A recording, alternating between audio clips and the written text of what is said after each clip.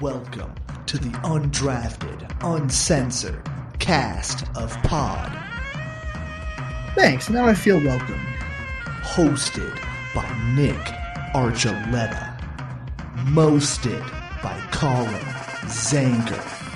And last but certainly is least, Joseph Goodwin.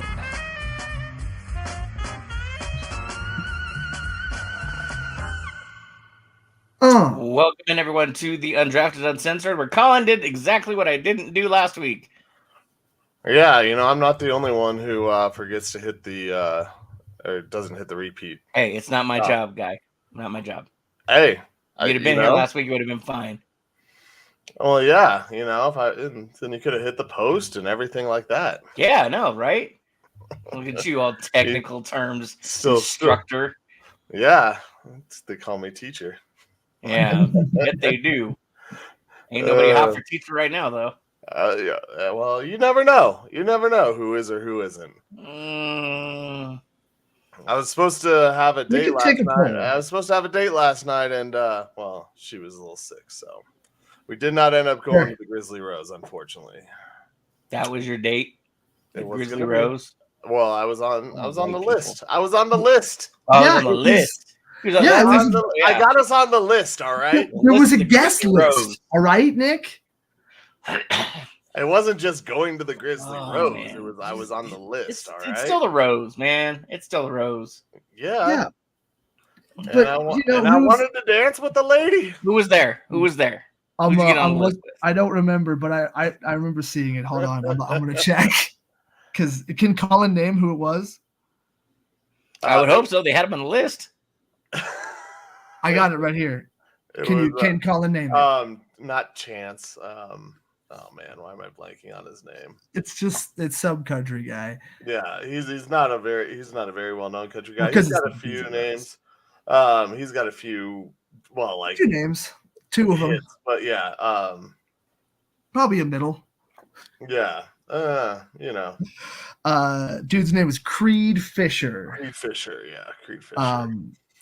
So there was the fan, or not the fan itself, but the parent company emailed out, hey, we got guest list things to this, probably through KYGO, I'm assuming. It is through KYGO. KYGO. And if you guys want to go, I don't like country, but I was like, well, nah. But I forgot Colin actually does kind of enjoy country, so he would have a good time. Yeah, I forgot about that too. That's because that sounds like a good time. That'd be a sweet show. Like, I know they tried having a rock venue for a while, but I'm not sure if it's still around after COVID or how well it did or anything. But it's fun to just go do stuff like that. Yeah. So, tried that. Didn't work out. Just have to plan another day. We'll see. Maybe I'm just getting backstage passes to like a small band at like the Fillmore or the Gothic or something. Folks, you fucking do it. All right, man, nothing like a small show like that. I'm so mad that I didn't get to go see Baby Metal and Death Clock at the Fillmore last year. That just sounded so awesome. Oh, my brother went to that for such a small. Oh, I bet it was phenomenal. Oh yeah. Those 2 bands that are just like Death Clock. Who knows when they're going to come back? And it's probably going to be at some ridiculous festival. Because they don't put out festivals anymore. Yeah, exactly. There's a new Colorado festival, the Colorado Outdoor Festival. Sick. Is there going to be metal? There's supposed to be a bunch of different music and stuff too. It's like kind of wanting to replace the retail festival. So it's festival. The Colorado Outdoor Retailer show that was here twice a year that moved back to Utah. But supposedly this outdoor festival is supposed to be like music and everything like that as well. I'm not sure what it's going to be like, but they wanted to. What I read is it's supposed to be a South by Southwest. We don't want to be like that's what they wanted to turn into, is a South by Southwest type of event. Wow. So, So I saw some stuff. I haven't looked a lot into it because it's today and tomorrow. Yeah. Thundercat, Lettuce, Shishi, Los Mochetes, DJ Rich Cacao, Fleet Foxes, Andrew Bird, The Heavy, Nathaniel Riley. Don't get happy, people. It's Nathaniel Riley. Yep. Celici and the Fafa family. DJ Quiet Light, and then a bunch of other random people, obviously in the bottom that don't have a date, but they'll probably be there. I knew the first two. That was that's it. Very South by Southwest, Thundercat does stuff with Kendrick Lamar, and he's like a jazzy kind of DJ kind of dude. Yeah, and then Lettuce is just straight up weird electronic, wubby kind of stuff. You can't go wrong. Everything else, I have no idea. I won't be there. But this is their first year, so that's what Denver's trying to get a festival. I mean, they did have the Mile High Music Festival. I'm sure. 3 years. Was it 3? It was 3. They had 3. I had to work patrol, so I didn't get a chance to go to it. Yeah, there was. I worked a bunch of them. So, but it was the Denver, Colorado. They're trying to get something together as far as like that goes. Like what I was reading is actually pretty interesting how they put it and how they wanted to promote Colorado and festivals and things like that. Like I said, they don't want it to be exactly South by Southwest like, but they want it to be similar to that. Actually, speaking of that, so I just want some kind of medal. That's it. Yeah, I would be happy with that too. But so I was looking at the calendar for Dick's Sporting Goods this summer, just so I can make sure I sign up for the Rapids games, things like that. Make sure I know when Fish is, and get ready. And so I'm looking at the calendar, and September 7th, it had KYGO World Tour, and I'm like, that seems really random. Like, why a KYGO World Tour? It's a country station. Why are they having their own World Tour? So I click on it, and it has KYGO and then 2 other artists. And I'm looking at this, and I'm like, this makes absolutely 0 sense. Because it's the DJ Kygo. So I go to Google and Google KYGO World Tour. And it brings it up, and it's like, here's this dude now, and it says Kygo. And I'm like, oh, it's his name. Yeah. Oh, okay.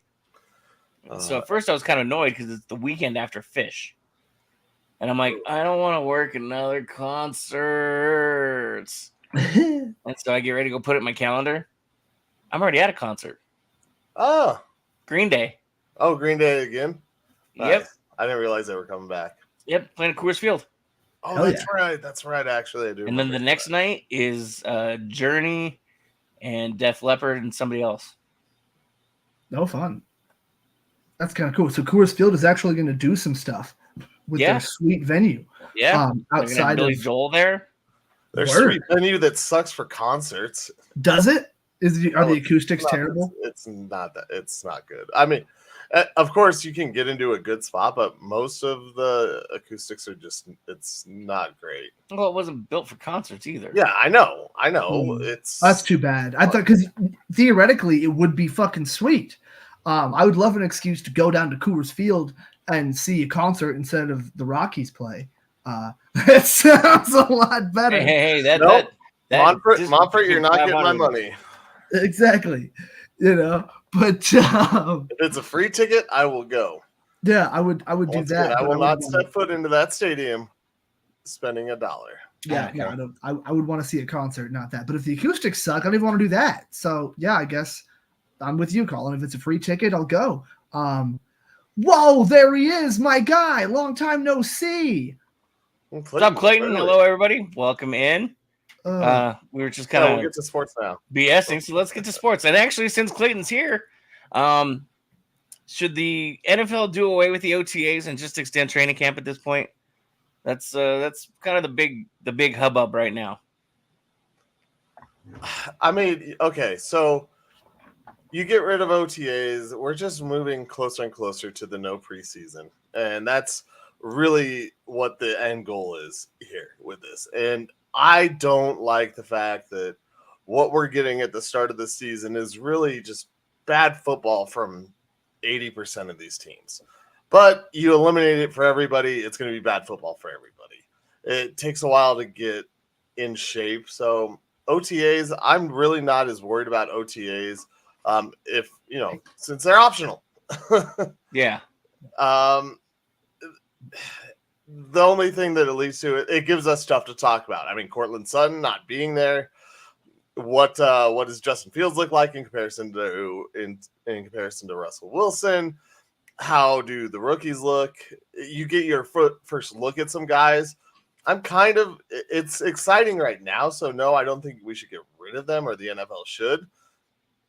But I don't see a big fuss in when guys are missing. It's like you said, it's optional. It's not the end of the world for these guys to not be at these events. We just make it in the news because of all the Sutton possibly going to Pittsburgh contract or talks, him wanting a new deal. But it does give you an idea of where players stand with the organization or with the team. Whether you can kind of tell in their answers whether or not they're showing up means anything or not. So that's where I sit with that. I don't think you get rid of it because it's just going to make for worse and worse football as the season starts. I want these guys. Nick, you talked about it last year. You want to watch good, fun football games. Well, it's not really fun football games when none of these teams are in sync and you don't see players, you don't see big plays happening, or you just see really boring football or sloppy football. That's not really fun and exciting unless you have a defense that can return the sloppy footballs for a touchdown. So, no, I don't want to get rid of them. I think it's moving that way, and I think it's a mistake. Well, even if you move those 2 or 3 weeks to the beginning of the preseason, will that help? As far as training camp, yeah. So you move the OTA training, or the OTA weeks that were originally slated. You put those at the beginning of training camp now. So now you extend training camp, let's say, an extra 2 weeks to give you that time to get those rookies in there, get them going, start getting your team together, and then you have the regular training camp, and then you have your preseason games. I mean, I'm not a fan of it being that smashed together because the other thing too is that your body needs to heal, and that's one of the issues with the Broncos bye week this year and being in week 14. Like, where's your healing? If you do that and you have a week 14 bye, you are going straight from OTAs to camp into the season, and you're talking 14. What's that? 22 straight weeks, ish, of straight football with no breaks. I mean, you have to build this up. You have to build yourself up. So I get what you're saying, and like I said, I think I see where it's going, but I'm not a fan because I think, especially with the NFL, you don't get used to being hit in one practice or two practice, but you have to build it up over time, and you have those breaks, and I think it weeds out some of the guys who just aren't going to make it or who don't care. Because if you're not practicing your craft while you're away from the team or after OTAs and continuing to at least take some time and better yourself, it's going to show on the field. Joe? I don't know. I'm not super worried about it, really. They need, like Colin said, they're going to need to be able to get themselves ready kind of on their own time regardless, because it takes more training on the off season. You still take time off for sure, but like you have to stay in shape. You have to practice. You have to stay, good at what you're doing. Most of the time quarterbacks and receivers, they take time outside of practice to practice more. That's just how it goes. And, the OTAs, I think it's necessary to have that be little, voluntary OTAs, because I think it's just some older players really don't need to participate in stuff like that. Quarterbacks, you don't need to put the teams in a situation where they have to basically have like John Elway standing on the sideline not practicing because he's 37. He doesn't have ACLs or knees, but who cares? They kind of have it set up now to where, and you can have guys that are holding out for contracts, stuff like that. Like that's great. Because it helps get those guys paid when they didn't have as much leverage to get themselves paid otherwise. But I don't know. I'm not super concerned with the exact, it's never going to be the same as it was in the 70s, 80s, 90s, where they were just trying to go so hard that they would just basically turn their body into a callus. They're trying to avoid doing that. So it ends up sometimes with more pulled things if guys aren't super ready, or even if you are super ready. Just to say someone tears an ACL or hamstring or an Achilles or whatever doesn't mean they weren't prepared. Shit just happens.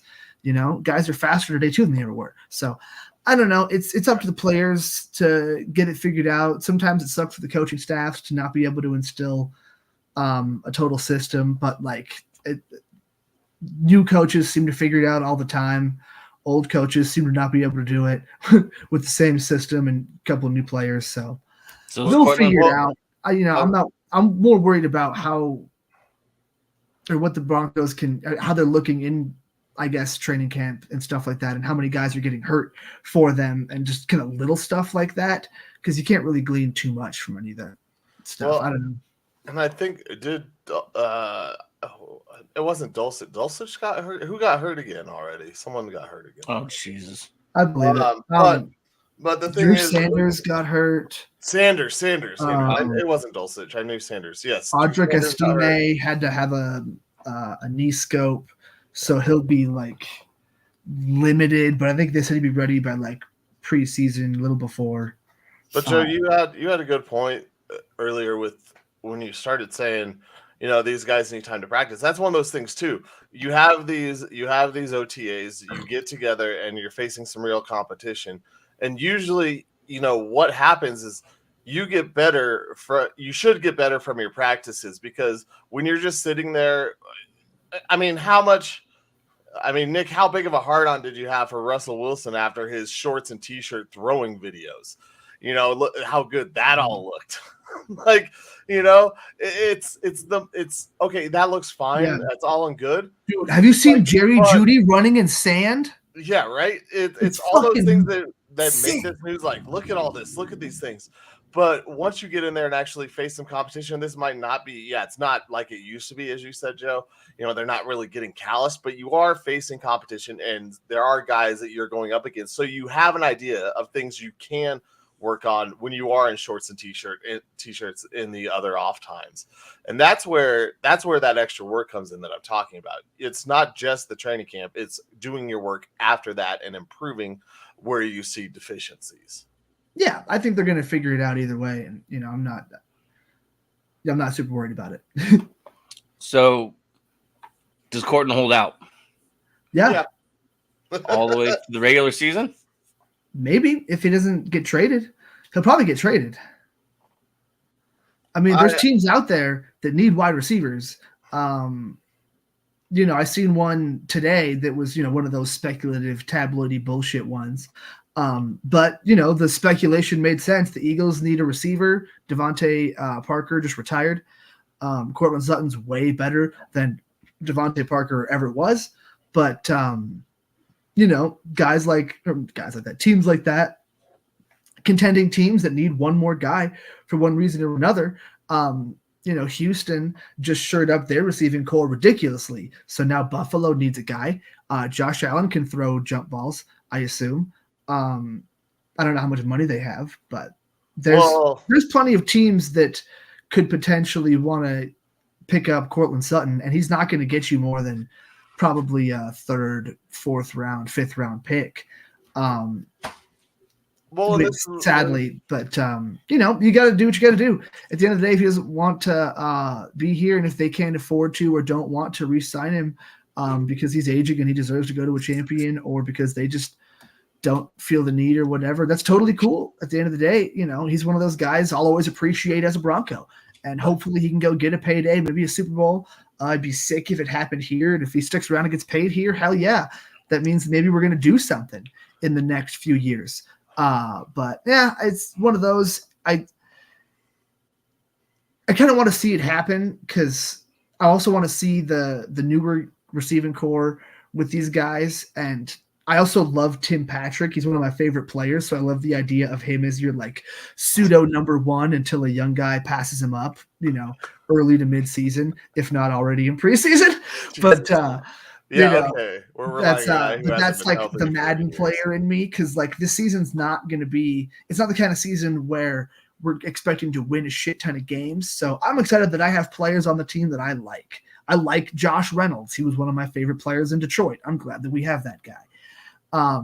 So that's kind of what I look at our receiving core as. Like, we're looking towards the future, and sadly, Cortland he's a little too good and a little too old to stick around. I feel like. I mean, now's the time to strike with Sutton. I like Sutton too. I have nothing against him. That's a go get your money if you can. But this is the way. I heard this. Comparison the other day. Like, Sutton is not the type of. Well, I heard this comparison, and I'm bringing it into the Sutton talk. Sutton isn't a player that wins you games. No. Sutton is not a dynamic receiver. He's not a guy who you want on a team to help make a difference. This is what it was in reference to this. I heard this talk about the Miami Dolphins. If you take Jalen Waddle off of that Dolphins team, what's their record? Probably about the same. They didn't have him for a lot last year too. Yeah, I'd say he's worth a couple games. A couple of games, 2 or 3. Okay, but not like, let's go with this. But not a lot.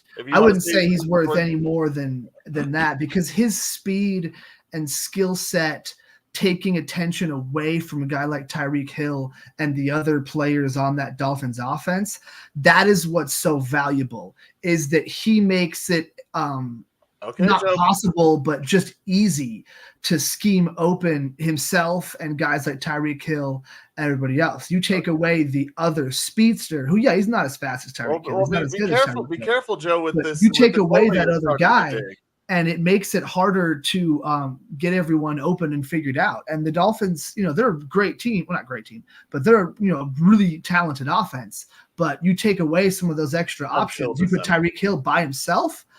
I mean, he's going to do some stuff for sure, but it's not going to, I don't think it's going to be quite the same.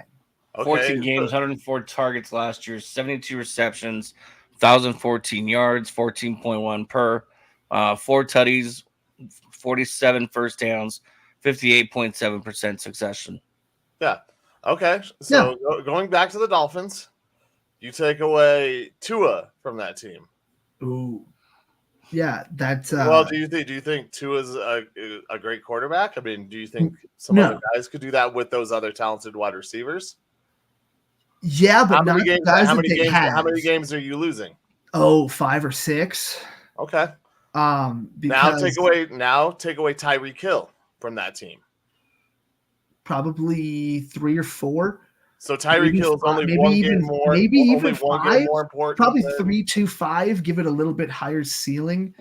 Because again, the same principles apply, except that's your number 1 target. So now Waddle has to be the number 1, which he is capable of doing, but not for a long period of time. And if your team has him as your number 1, that's, he's better than Courtland Sutton, but it's the same thing. Like, you don't want that.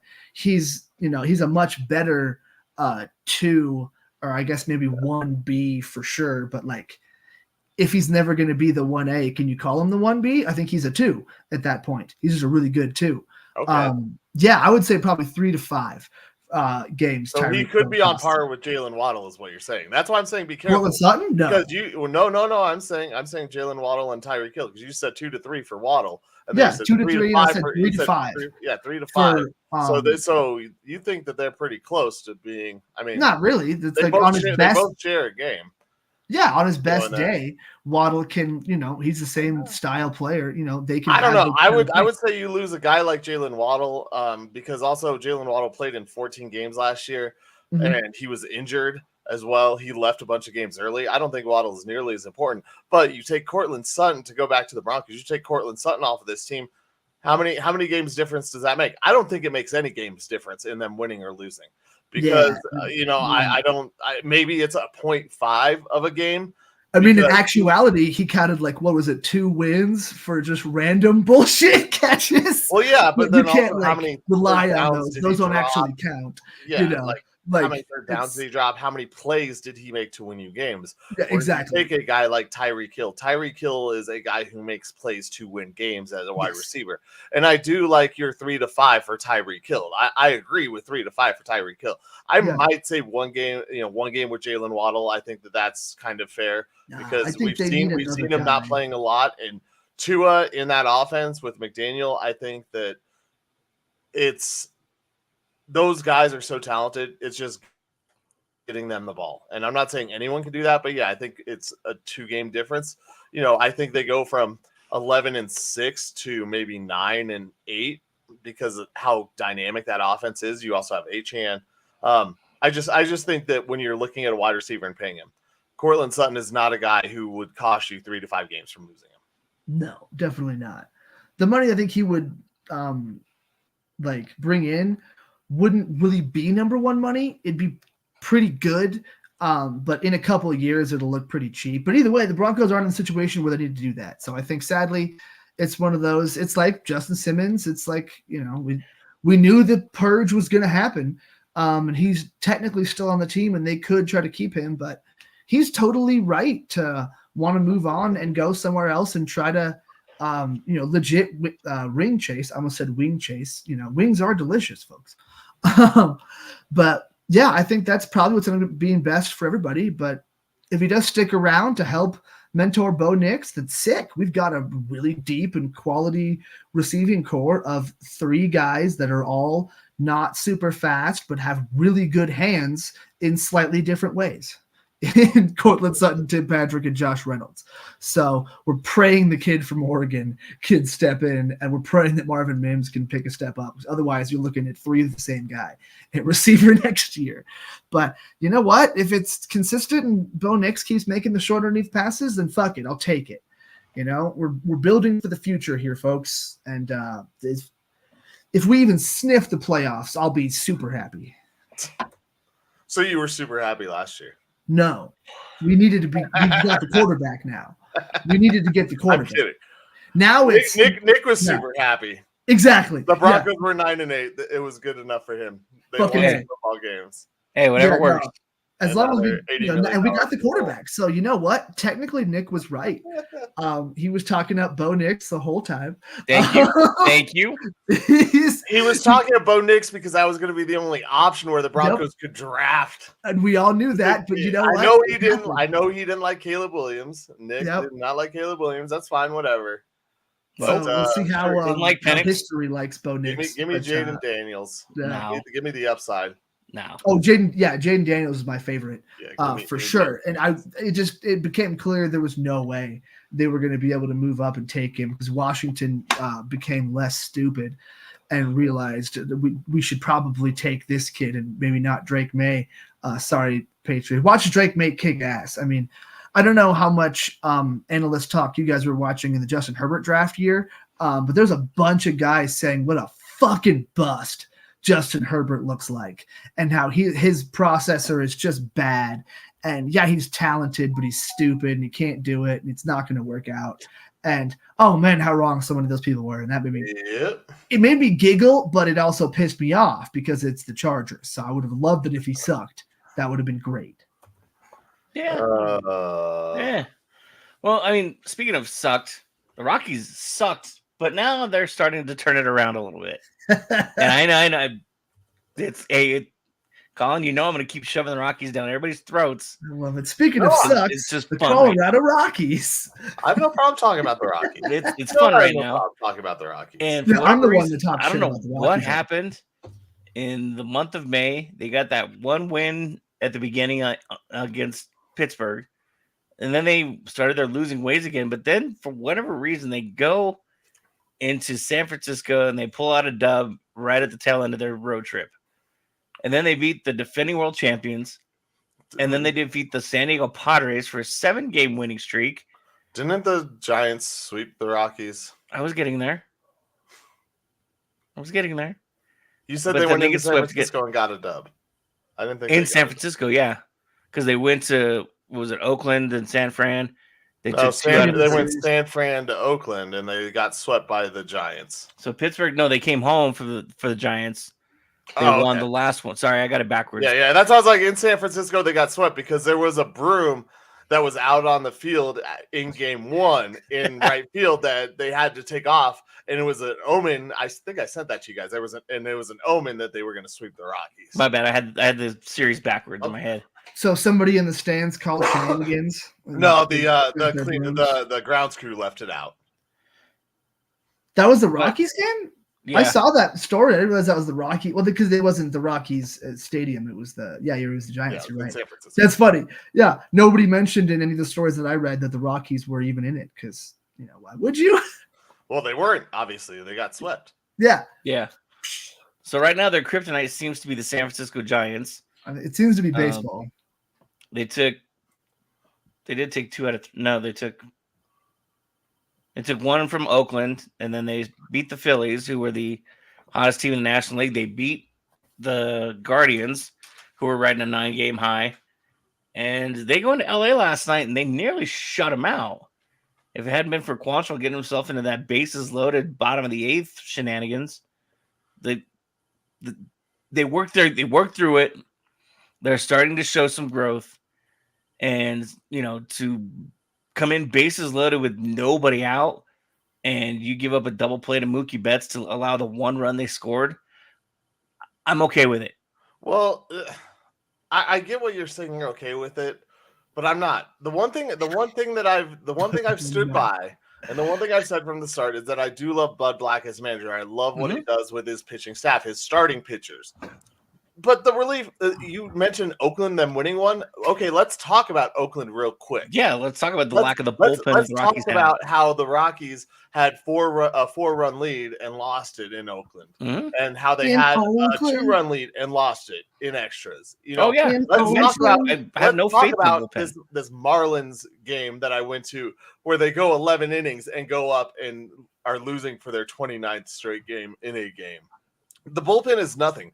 So, the starting pitching, I've always talked about why I like Bud Black. It's because it's what he does with his starting pitching. And the starting pitching, I've said it for a while, like they're okay, but with what Bud Black does with them, it makes them better. It's everything else behind them, because they have to stress so much, because they have to pitch perfect, or else they're going to lose the game. Yeah, that's the issue with this team.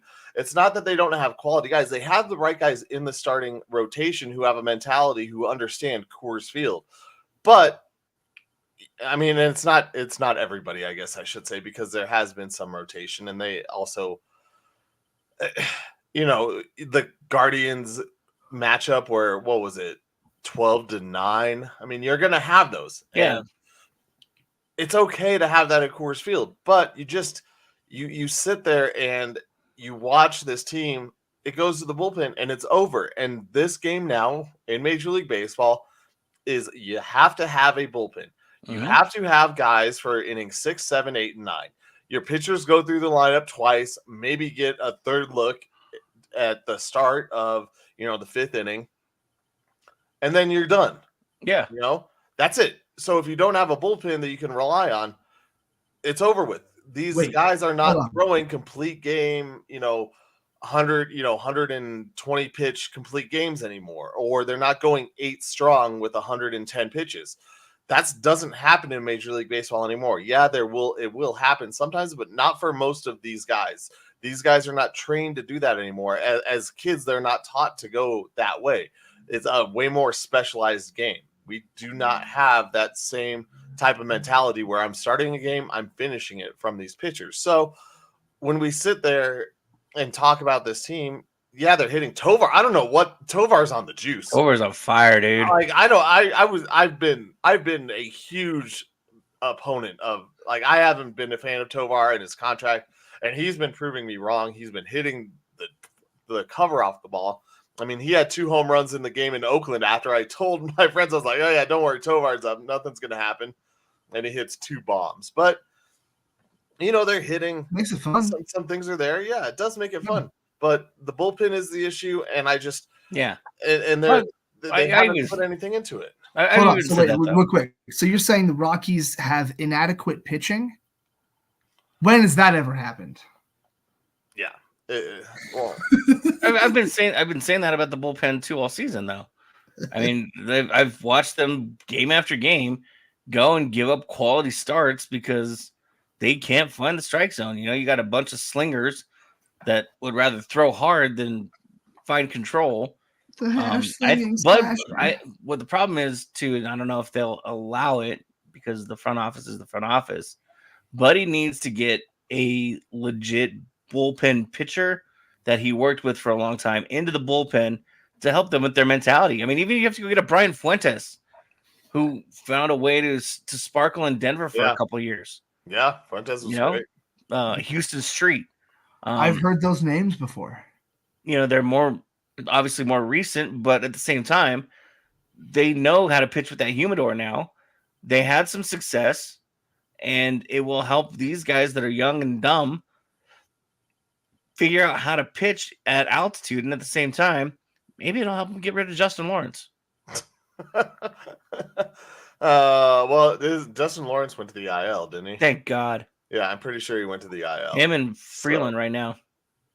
As we sit here, I just go back to the mentality, and I think Bud Black has gotten it into the starters' heads that, okay, this is what you're doing, but now the starters have no faith in the bullpen, so they're gonna. Yeah. So the problem is that this really compounds as we go down the line for this season. Is that they're going to start pressing, and it's going to make things worse for the Rockies. This is not going to fix itself because this bullpen isn't going to fix itself because Monfort is not going to go out there and spend money on the bullpen to shore it up. You know, these guys, like I said, they're hitting. They're surprising me with their bats, how they've come alive with that. But now the Rockies don't have a bullpen, and the pitchers are going to start suffering. The starting pitching is going to start suffering because they're going to work too hard and think they have to be perfect, which they do in order to win games. You cannot give anything to this bullpen, and no lead is safe. I mean, we used to say no lead is safe in Coors Field because what was it, Memorial Day? They won 13-7, and that one became a close one. Yeah, because the pitching just sucks. It's not because these guys can hit the ball, it's because pitching sucks. No lead is safe for the Rockies. They're the only team to give up multiple 4-run leads in extra innings ever. Mm-hmm. Ever. And if teams know baseball, no team has given up more 4+ run leads in extra innings than the Rockies. That's ridiculous. But I was about to say, like, and we're teams don't even have to care. Like, they know you're going to put in a terrible bullpen, and they know that they can get all of their points in the late innings. Runs. So that even leads to you almost shutting out the Dodgers because you think, like, oh, this team's kicking it. But also the Dodgers aren't giving a fuck. They're just waiting until you put in the guys that they can put all the points up on. Maybe I'm reading too much into it, but like, I feel like that's especially in baseball. Those guys are going to be scouting that out and like, oh, this bullpen's ass. So we can just kind of chill and wait. And if you get some good stuff, maybe, but whatever. Because we can come back 4-5. and real quick too, I want to apologize. I think I said Quantrill. I got the win last night. My bad. It was actually Hudson. Okay. I don't know what I was thinking. I think Quantrill started today. So I think I might have had that on my head. I was going to say, yeah, because I was like, bullpen. When you said that, I was like, isn't he a starter? Yeah, no, my bad. I gave Quantrill the win last night instead of. And there you go. There's the offseason signing. Yeah. The Rockies did one thing. The one big league signing. So yeah, there's that them sitting in the weeds, but I also too believe. The Guardians were coming in off a hot streak. It's the whole mentality of going into a game against a lesser opponent. Yeah. Sometimes it's difficult, especially in a 162 game season, to be up and excited to play against a team that's so crappy like the Rockies. But they do play well against better teams right now. But is that the Rockies playing well or them not playing? Exactly. It's because the better teams don't give a shit. A little from column B. Okay. So let me ask you a question real quick, Colin, because you've seen them in person. KB goes down with his back problem. That's about the time they started hitting. Who's KB? That's right. Bryant. I always forget Chris Bryant has the K. Sorry. Yeah. That's about the time they started hitting. It seems almost to me like the young guys started taking over because they can't rely on him anymore. And it's like, okay, this is our team now. This is our time. You know, you got the ski helmet and the ski goggles after the home runs. There's more energy when it's the kids out there. Obviously, there's going to be more energy anyway. Energy is always wasted on the youth, but it seems like a better flow with this team when Bryant's not in there. No, not to knock KB, but he seems to not follow the flow as much. Like Charlie doesn't care. Charlie's collecting a paycheck. He gets to play. And as long as you leave Charlie alone, Charlie's going to produce. Yeah. Well, so yes, I agree in a way with you that, yeah, these guys just kind of are able to go out and hit and do their thing and know they're going to play. But I think it started all, I mean, we'll just go with this season. I don't want to go back to past seasons of the KB experience, but you have opening day and you have, or the home opener, not opening day where the Rockies gave up 13 runs in an inning that I saw, or 14, excuse me. Got to get that correct. But you have them up in extra innings with an opportunity to win the game, bases loaded, and what does he do? He swings it 3 straight terrible pitches, or maybe it was a 3 or 1 and 3 count. And he took 1 ball, but he has 3 terrible swings. He just doesn't look ready. And I don't want to say he's a black hole in the lineup because he did get 2 clutch. I think he got 2 RBIs last night. I'm pretty sure he had 2 RBIs. So he's still talented, but I just don't think. I think what happens is you get a guy paid that much, you expect him to come through a lot more often than he has. And so when you look at him and his opportunities, I think these young guys saw their chance. They're like, okay, we're going to show you that we belong in the lineup more. And then, of course, KB comes back and he's okay. But when's that next downswing going to happen? Mm-hmm. When's his next cold streak? So I see what you're saying, but the thing is, he's going to be in the lineup no matter what. So, yeah, if he's on – I wish there was a long-term IL for Major League Baseball, like NHL, like a long-term IL like the NHL has. He gets that treatment where the money comes off the books for the season. Yeah, I don't know. I mean, I've seen what he's capable of. Obviously, still a Cubbies fan too. But he's not. And anymore. watching that run in 2016, I know what's in there. I just don't know if we can. Is it anymore though? Yeah, I don't know. That's what I'm saying. I don't know if we can. Since he got traded from Chicago to San Francisco, he's been a different player. Yeah. And I mean, hey, maybe send him back to Wrigleyville. Yeah, take Mike Tauchman back. Let him take his final tour. Bring back Mike Tauchman. Let's do the final tour thing and be done with it. Yeah, and then maybe he can $50 sleep million on beds. to a team. And... Maybe he can sleep on beds that don't screw with his back anymore. There you go. Sleep number, man. Sleep number. Yeah. So what's the other one? What's the new one? Plum or something? Sure. I don't remember. Yeah. There's that one. So nectar. That's nectar. Nectar isn't really a fruit. So I got a question for you guys. Anybody have Dallas and Boston in the NBA Finals on their bingo card? Raise your hand. No. Bueller? No. Okay. No, Dallas and Boston it is. Dallas had a lot of fun with Minnesota. Not the type of fun the Nuggets had. But man, Luka was fired up that last game. He apparently has some duck tours to take or something. He's got some plans at Fenway and some, I don't know, man. Woo. It was fun to watch Luka and Kyrie. Man, Kyrie is just so good. Dude. But it was fun to watch, but it also was like the worst thing in the world to watch. Yeah. Because you're sitting there and as you watch that, it's like, what the hell were the Nuggets doing? Like the Nuggets, I know the Nuggets would have taken care of the Mavericks, I feel, pretty easily. And this goes to the point of you have the target on your back when you're the champs. And when you're standing, on the mountaintop, everyone's going to give you their best shot. And Minnesota gave the Nuggets everything they had, and they had nothing left for Dallas. Remember, too, Minnesota really was built to beat the Nuggets. So it kind of reminded me that like the scene in Batman and Robin where Bruce asks Dick, what are you going to do after you kill Two-Face? And so it's almost exactly what happened in this series was Dick Grayson finally got to kill Two-Face for killing his family. And now what? First of all, that's Batman Forever. Damn it. Thank you. And yeah, that's that's how it is. It's kind of like if the Heath Ledger Joker. He's like a dog chasing a car. I wouldn't know what to do with it if I caught it. But, they caught it. They built the team to beat the Nuggets, but they didn't. Rudy, why would you not be we're amazing? This channel? I mean, come on, bro. Because we're amazing. I like the Knicks. I like the Yankees. There you go. See, but yeah, it's fucking sad just to see this team that it'd be tough for sure, especially with the injuries the Nuggets had. But they match up so much better with a team like Dallas.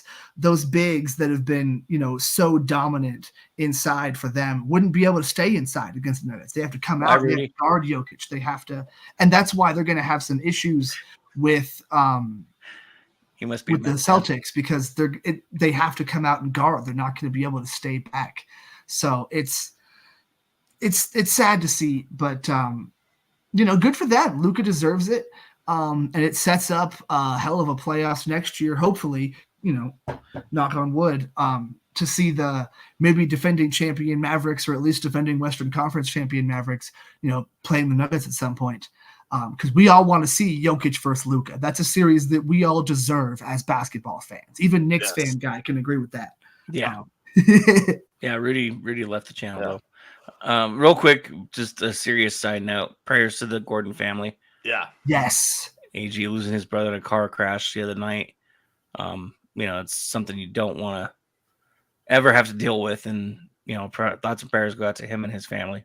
Yeah, Drew Gordon and his family left behind, wife and a daughter, I believe. Tough thing, and hopefully AG can get surround himself with some family this offseason and get through it. Yeah. Oh man. So moving on real quick, we can get this done. Look at that. Even with the BS in the beginning, we could probably get this done in an hour. That's what happens when you have no football to talk about. I know, right? Yeah. How long we talk about There's no football to talk about. So we can BS. Hey, when we do our predictions next week, or I'm sure there's probably next week will probably be a good time for predictions, but yeah, I think so. But should we do a list of like top 5 D tier free agents the Broncos probably aren't going to bring in? No. But when we have nothing to talk about in the NFL and a really terrible baseball team, it's easy to get through these things. No, there's no good teams playing right now. Even the DU Pioneers couldn't win the lacrosse championship. Yep. The Rapids are no good. I mean, there's just it's a tough time. It's like the second Lego movie. Everything's not awesome. Real quick, we'll just touch on the NHL. Both series are tied at 3-2 right now. Florida and the Rangers play tonight, and Dallas and Edmonton will play tomorrow. Edmonton has the lead in that series, 3-2, and Florida, has the lead over New York, 3-2 as well. The President's Trophy winner in New York they need to come back to get to the Stanley Cup Finals. They need to win the next two to have it to kind of break that curse. I would love to watch the Rangers in the Stanley Cup Finals. I was hoping the Avs would make it that far too, because I'd love to see Shesterkin and Georgie go at it. Yeah. I was thinking about Georgie. I was more thinking about like everyone that's better. Georgie wasn't terrible, but the Avs offense go up against Shesterkin. I think that would be fantastic. And we might end up getting that sort of the lesser version of it with Edmonton. Getting to see McDavid and Draisaitl. Yeah. I'm assuming they're both healthy. They wouldn't probably be there, but. So, yeah, it's going to be fun to see that offensive matchup versus the defensive matchup because we had that, in Avs Tampa Bay. So to have that, we were hoping for Avs Rangers, but it's kind of more fitting that it's two other teams because hockey is so much fucking parity. But it would have been really nice to be like the Lightning and just keep going back to the finals every single year. Yeah, because then we would have had other stuff to talk about. Yeah. We talk about the Avs being up 3-2 right now. Yeah, instead of trying to think about all the sad things that the offseason is going to bring for the Avs, or how little money the Nuggets have to spend. I'm trying to get the stupid Lego song out of my head now. Gone. Everything is awesome. I hate you. Well, we can't talk about which one of us is up this week in the. So, because Colin decided to miss last week, Colin, why don't you take over again? That was fantastic. This is the victory formation. All right, boys, here we go. Best play in football. 6 right tight diamond victory on 1. Break. Okay, 3, 2, 1, it's jam. The Pick'em segment, proving that Colin Zanker is the most humble man in the history of time. Least. Featuring Nick Archuleta, wishing he was somewhere else. And Joe Goodwin, just kind of winging it. That's right, everybody. This is the victory formation where we put fake money on real bets. And one of us this week, or two of us, excuse me, went 3-1. And then the other one went 1-3. Let's get into it. Well, things started off with the Padres versus the Braves. And Padres, as the underdogs against the Braves, smoked them 9-1 in Atlanta. Atlanta is falling apart. Joe, the only one to choose the Padres. This was 2 weeks ago because, as Nick alluded to, I was sick last week. So these are 2 weeks ago picks that we're catching up on. Padres game. That was the only game that the underdog won this weekend. So out of our 4 picks. So Joe got the biggest win of the week, winning 24-60 there. Oklahoma City versus Dallas. This was game 6. And in game 6, that's when Dallas beat Oklahoma City. I was the only one dumb enough to think that was going 7. And that means Nick and Joe both win that. If you can't tell, I lost 3 games this week. So there we go. It's back-to-back losing. It's falling apart. Back-to-back losing weeks for Colin. Move on to the UFL, where it was the Defenders versus the Battlehawks. The Battlehawks, just barely the favorites at minus 400, win that game. And both Nick and Joe get that one correct. The only one that I got correct was the Seattle Storm beating the Washington Mystics at minus 275. Me and Nick both got that correct, and that was Joe's only loss. Meaning Joe was the big winner this week because he had the biggest favorite of the week at 42.81. Nick, you won 31.85, and I lost 16.36, meaning Joe's still in the lead at 47.27. I'm in second at 262.76. Nick almost up over 200 at 191.95 for the year.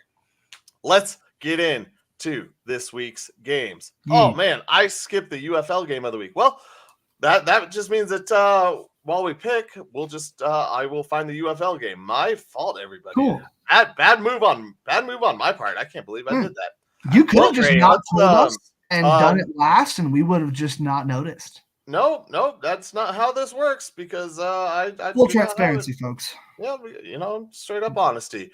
Yeah. Well, let's start off with the game that we always pick: Sunday night baseball. Cardinals versus the Phillies in a matchup of 2 red teams. Nick, who you got? Cardinals still are having an identity crisis. I don't know if I really believe them and their winning as of recent. I'm going to have to go Phillies. They're a red bird. Nick loves Bryce Harper. Heard it here first. Yep, it's his favorite player. I heard him say that. Joe, who you got? Nick has talked up Bryce Harper so much, I have to pick the Phillies. He's just everyone, including Nick's favorite player. Yeah. Well, that's going to make it a clean sweep for the Phillies. So guess what? The Cardinals are going to win. Put your money on them. It happens every time we clean sweep, it feels like. Let's move on to the WNBA. Excuse me. We have the Dallas Wings versus the Minnesota Lynx, a rematch of the Western Conference Finals in the NBA, but in the WNBA. Two teams, two cities that just don't like each other. Joe, who you got? Dallas Wings are underdogs at plus 205. Lynx are minus 250 favorites. Let's go for the upset. I'll take Dallas. Or was all right? Okay, good. I was like, wait, that would be the upset. You were typing, but you didn't say anything, so I thought you were just like, Joe, you're stupid. That's not what I said. That would be the upset. So you got Dallas, yes. So Minnesota gets its revenge on the city of Dallas in the WNBA, and Minnesota beats Dallas. Nick, who you got? You said Minnesota and Dallas a lot, so I think I have Minnesota and Dallas to pick from. So between Minnesota and Dallas, I'm going to pick Dallas. Oh, sick. Please don't win, Dallas. Nick's going to catch up to me this week. This is going to suck. All right, we move on to game 1 of the NBA Finals, which is the 6th, this coming Thursday. Mavericks versus the Celtics. This one, I'm gonna go with Dallas. Excuse me. I'm gonna go with Boston. Dude, it's tough. It's the better team all year. So give me Dallas or the Boston win game 1 the Dallas Celtics. Yeah, the Dallas Celtics in the Garden. Nick, who you got? Boston, Texas. See, Dallas is such a surprise that I kind of feel like they would shock the world and beat Boston in game 1. So that's what I'm going to do. I'm going to say they're going to shock the world and beat Boston in game 1. Okay. Joe, who you got? Man. I think I got to stick with my trend. I think that Dallas is going to end up ultimately winning the series. I think that it's going to be really close, though, and the Celtics are they're a better team on paper. I'm just not sure how they're going to do it. And I feel like Dallas is going to do the same thing, like Nick said. But every time I think something like that, I'm wrong. And every time I've gone with that, it's worked out. So we're going to go with Boston. He's going with Boston. Right. Texas.